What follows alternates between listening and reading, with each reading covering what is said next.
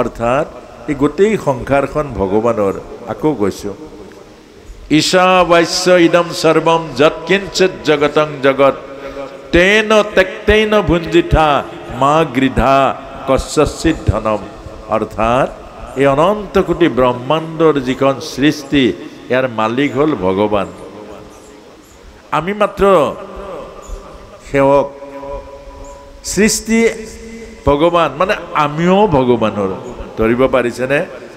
সমগ্ৰ সৃষ্টি যেতিয়া ভগৱানৰ, আমিও সৃষ্টিৰ মাজৰে এজন, গতিকে আমিও ভগৱানৰ।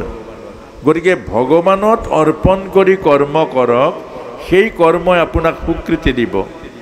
আৰু ভগৱানক বাদ দি যদি কৰ্ম কৰক, সেই কৰ্মই আপোনাক বান্ধিব। ধৰিব পাৰিছেনে?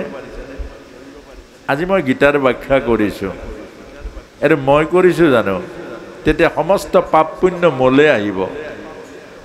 এনে মোক ভগৱানে কৰোৱাইছে আৰু ইয়াৰ ফল মই ভগৱানক দিম।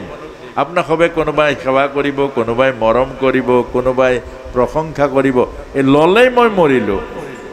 কোনোবাই মোক যদি প্ৰশংসা কৰিছে, বৰ সুন্দৰ কৰিছে, মই বাইপাছ কৰি দিব লাগিব। প্ৰভুৰ ইচ্ছা, প্ৰভুৱে কৰাইছে।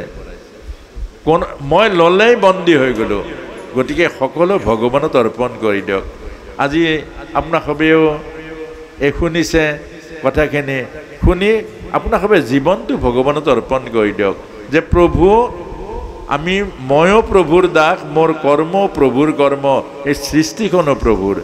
অৰ্থাৎ তেতিয়া আপোনাক মোক কৰ্মৰ ফলে নাপায়, কৰ্মৰ বন্ধনে নাপায়, আৰু স্বীকৃতি সমস্ত আপোনাৰ মোৰ জীৱনলৈকে আহিব। এইখিনিকে আমাক কৈছে কৰ্মযোগত। ইয়াৰ পাছতে দুটামান